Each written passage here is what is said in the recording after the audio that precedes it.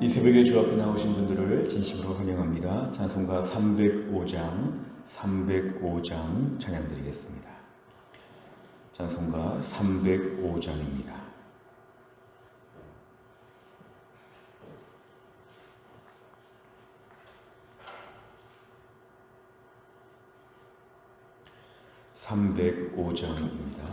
나 같은 죄인 살리심 주 은혜 놀라워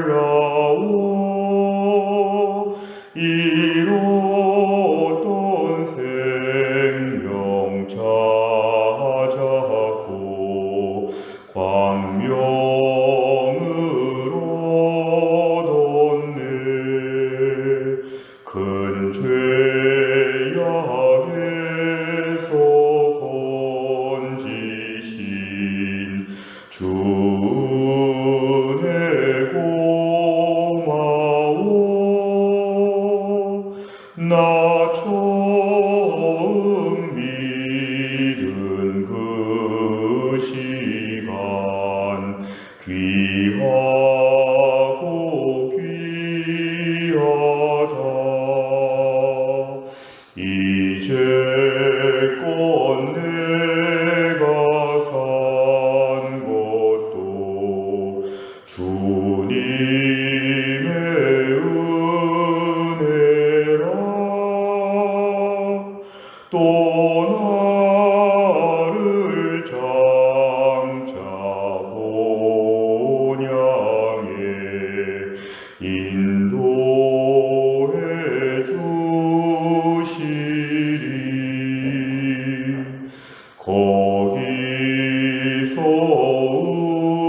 우리 영원히 주님의 은혜로 해처럼 밝게 살면서 주 찬양하리라.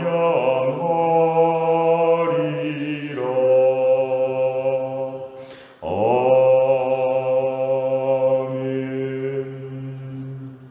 하나님 말씀은 예레미야 36장 1절부터 10절까지입니다. 예레미야 36장 1절부터 10절의 말씀, 구약성경 1111페이지에 있습니다.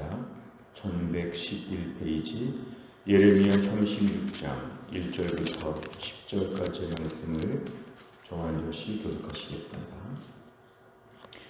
유다의 요시야 왕의 아들 여호야김 제4년에 여호와께로부터 예레미야에게 말씀이 임하니라. 이르시되 너는 두루마리 책을 가져다가 내가 네게 말하던 날 곧 요시야의 날부터 오늘까지 이스라엘과 유다와 모든 나라에 대하여 내가 네게 일러준 모든 말을 거기에 기록하라. 유다 가문이 내가 그들에게 내리려 한 모든 재난을 듣고 각기 악한 길에서 돌이키리니 그리하면 내가 그 악과 죄를 용서하리라 하시니라. 이에 예레미야가 네리야의 아들 바룩을 부르매 바룩이 예레미야가 불러주는 대로 여호와께서 그에게 이르신 모든 말씀을 두루마리 책에 기록하니라. 예레미야가 바룩에게 명령하여 이르되 나는 붙잡혔으므로 여호와의 집에 들어갈 수 없으니 너는 들어가서 내가 말한 대로 두루마리에 기록한 여호와의 말씀을 금식일에 여호와의 성전에 있는 백성의 귀에 낭독하고 유다 모든 성읍에서 온 자들의 귀에도 낭독하라. 그들이 여호와 앞에 기도를 드리며 각기 악한 길을 떠나리라. 여호와께서 이 백성에 대하여 선포하신 노여움과 분이 크니라. 네리야의 아들 바룩이 선지자 예레미야가 자기에게 명령한 대로 하여 여호와의 성전에서 책에 있는 여호와의 모든 말씀을 낭독하니라. 유다의 요시야 왕의 아들 여호야김의 제5년 9월에 예루살렘 모든 백성과 유다 성읍들에서 예루살렘에 이른 모든 백성이 여호와 앞에서 금식을 선포한지라. 바룩이 여호와의 성전 윗뜰 곧 여호와의 성전에 있는 세 문 어귀 곁에 있는 사반의 아들 서기관 그마랴의 방에서 그 책에 기록된 예레미야의 말을 모든 백성에게 낭독하니라. 아멘.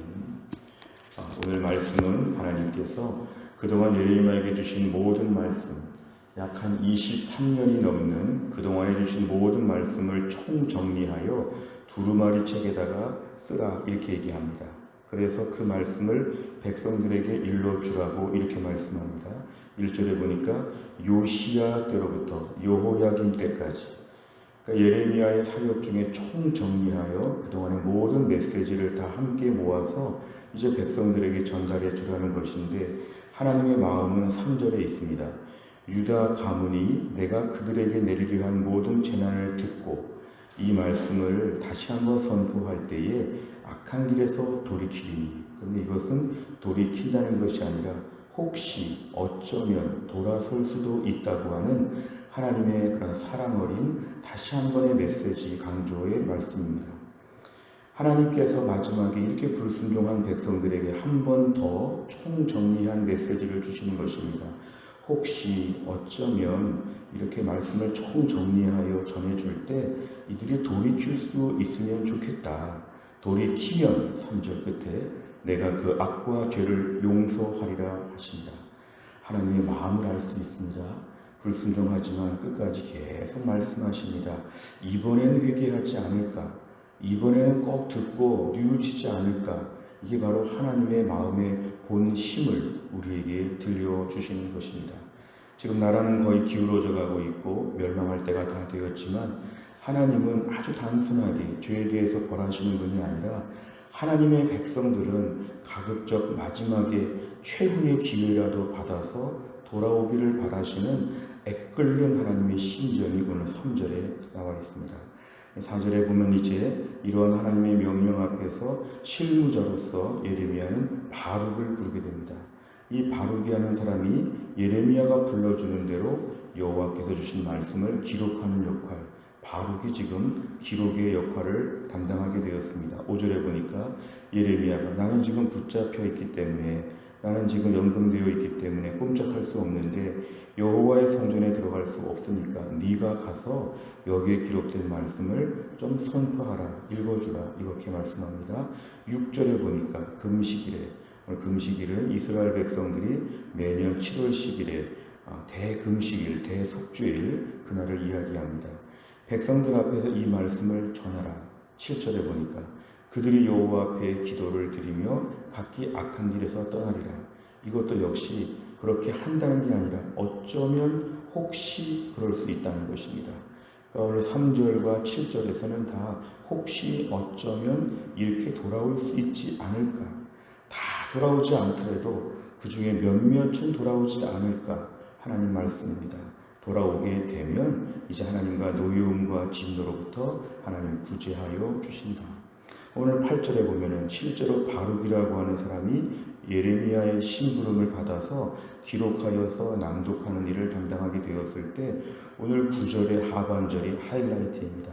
그렇게 말씀을 들은 백성들이 여호와 앞에서 금식을 선포했다. 오늘 9절은 기적과도 같습니다. 이럴 사람들이 아니었습니다. 하나님 앞에 철저하게 외면하고 선지자 예레미야를 지금 감옥에 가두었습니다. 하나님 말씀 앞에 거부할 것 같은데 3절과 7절에 하나님의 기대에 맞게 이스라엘 백성들이 지금 여호와 앞에서 금식을 선포했다. 금식을 선포한다는 것은 자신의 삶에 멈춤의 시간을 갖는 것입니다.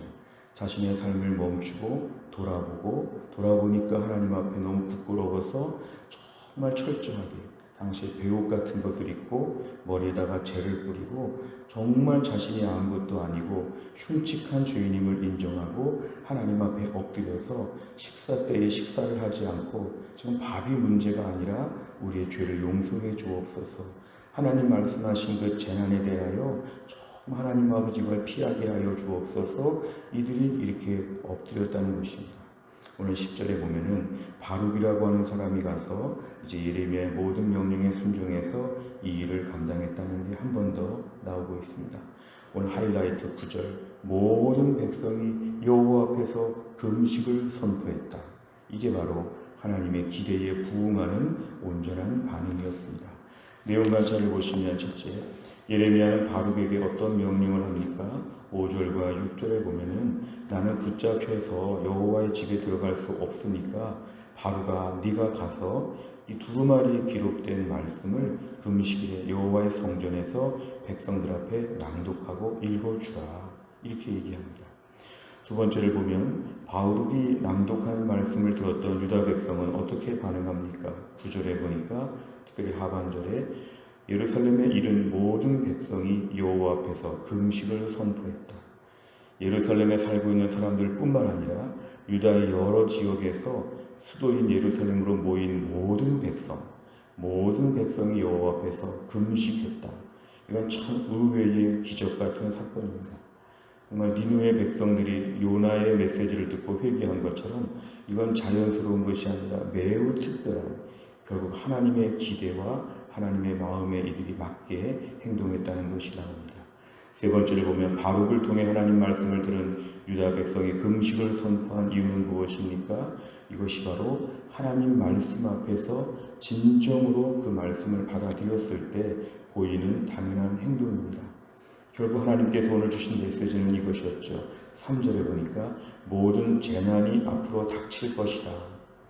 그리고 너희가 악한 길에서 돌이켜야 한다. 그리고 7절에 기도를 하면서 하나님 앞에 나와야 된다. 자, 이런 메시지들 앞에서 유다 백성들이 금식을 했다는 것은 이 모든 말씀을 그대로 접수하고 거기에 대하여 말씀 앞에 엎드리는 것입니다.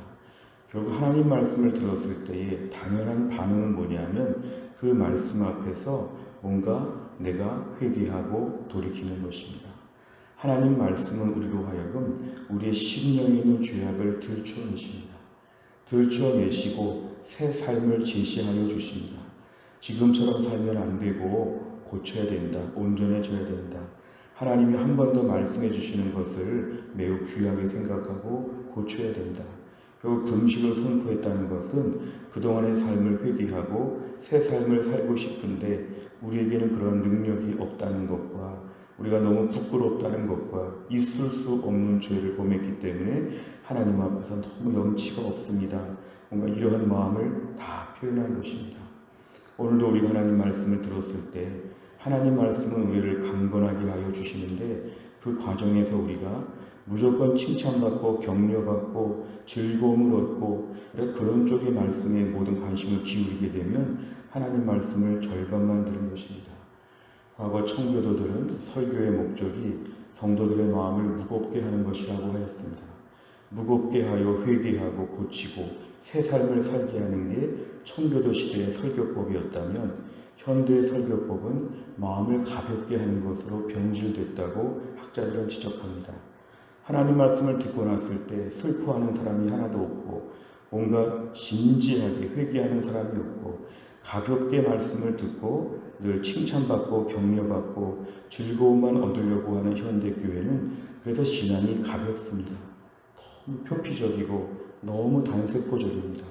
하나님 말씀을 들었을 때 오늘 9절 하반절처럼 하나님 앞에 매번 금식하는 것처럼 충격을 받고 그렇게 살지 못했던 나에 대하여 부끄럽게 생각하고 이제부터 늦었지만 오늘부터라도 말씀 안에서 순종하겠다고 하는 결심이 있는 것, 이게 바로 말씀을 듣는 온전한 태도입니다. 사탄은 우리에게 이렇게 부추기죠. 네가 얼마나 힘들게 살았는데 오늘 저렇게 강한 말씀을 들으면 되겠느냐. 세상에서 많이 울었는데 교회까지 와서 울어야 되겠느냐. 교회는 즐겁게 놀다 가는 것이 교회다. 메시지는 즐겁고 가벼워야 된다. 사탄이 성도들을 우민화시키는 무서운 공격입니다. 우리가 오늘 말씀 앞에서 우리의 태도를 돌아보면서 하나님 말씀 앞에서 듣고 날마다 회개하며 돌이키는가, 선포되는 메시지 앞에서 금식하는 정도의 마음을 가지고 매번 수정하고 고치고 새 삶을 살기 위하여, 갱생의 삶을 살기 위하여 결심하고 있는가, 우리 자신을 돌아봐야 되는 오늘 중요한 메시지가 있습니다. 네 번째를 보면 말씀에 대한 반응은 진정한 회개로 나타나야 한다는 사실에서 무엇을 느낍니까? 나는 최근에 들은 메시지 가운데 진정으로 회개한 적이 있는가? 예를 들어 지난주에 설교를 들었을 때 나는 하나님의 의에 굶주리고 목말랐는가? 왜 그렇게 굶주리고 목마르지 못했는가? 내가 왜 이렇게 완고하고 완악한가? 이런 나 자신에 대하여 슬퍼하며 뉘우치고 기도했는가? 이것입니다. 마태복음 5장의 말씀을 차례로 살펴보면 말씀을 안다고 하는 지식적인 정보 습득으로 끝나는가? 아니면 말씀 한 구절 한 구절에 나는 왜 그렇게 살지 못하는가? 나는 전혀 굶주림을 못 느끼는데 왜 이런가? 뭔가 좀 금식하며 답답해하며 뉘우치며 고쳐야 되는데 나는 그렇지 않다는 것이죠. 나는 말씀 앞에서 얼마나 금식하듯이 멈추고 고치고 있는가? 그렇지 못했다면 오늘 말씀 앞에서 이제부터는 말씀 앞에서 금식을 선포하며 회개하게 하여 주옵소서. 오늘 유다 백성들 이렇게 완악해 보였지만 예상외로 금식을 선포하며 이들의 새 삶을 출발하는 걸 볼 때 오늘도 우리의 삶 가운데는 말씀 앞에서 뭔가 뉘우치고 변화되고자 하는 결단이 필요하다는 것입니다. 다섯 번째는 지금 내가 하나님 말씀 앞에 금식하며 풀어야 될 문제는 무엇입니까? 하나님께 나아가는 간절함을 회복하기 위해 무엇을 결단하겠습니까? 결국 우리가 오늘 금식하며 슬퍼할 정도의 내 문제들을 한번 적어보라는 것입니다. 그리고 앞으로도 하나님 말씀을 들었을 때마다 금식하며 회개해야 될 문제가 무엇인지를 매번 체크하라는 것입니다. 그렇게 할 때에 진정한 회복이 오고 진정한 믿음의 삶이 출발할 수 있다는 것입니다. 나의 모든 부족한 점, 말씀에 비춰보니까 부족한 점이 확실히 부각되어야 한다는 것이죠. 말씀에 비춰보니까 칭찬받을 건 하나도 없고 하나님께 지적받을 것밖에 없는 나 자신에 대하여 하나님 온전히 지겠습니다. 한 번 더 기회를 주옵소서. 이렇게 엎드리게 되면 하나님이 진정한 회복을 우리에게 허락하여 주신다는 것입니다. 우리가 오늘 말씀을 통하여 하나님 말씀을 들을 때마다 말씀 앞에서 진지하게 반응하고 회개하고 고치고 하나님 말씀이 우리를 온전히 만드시기 때문에 매번 오늘 9절의 말씀처럼 새로운 믿음의 출발로 결단할 수 있기를 주의 이름으로 축원합니다. 기도하겠습니다. 하나님 아버지 감사합니다. 이 새벽에 하나님이 저희를 깨우사 주 앞에 나와 기도하게 하신 하나님, 오늘의 말씀을 통하여 유다 백성들이 이렇게 완악한 중에도 하나님 말씀이 선포되었을 때 일제히 모여 하나님 앞에 금식을 선포하며 엎드리는 모습을 우리가 보았습니다. 이렇게 할 것 같지 않은데 하나님께서 이럴 것을 기대하시고 한 번 더 말씀을 총정리하여 주셨을 때 이들이 의외의 반응을 보이며 뭔가 회복의 물꼬를 트는 모습을 우리가 보았습니다. 하나님, 우리 삶 가운데도 이들의 모습처럼 말씀 앞에서 금식하고 회개하고 뉘우치고 매번 선포되는 말씀 앞에서 보다 더 진지하게 나의 모든 모습을 돌아보며 철저하게 믿음으로 새 출발하는 하나님의 사람들 되게 하여 주옵소서.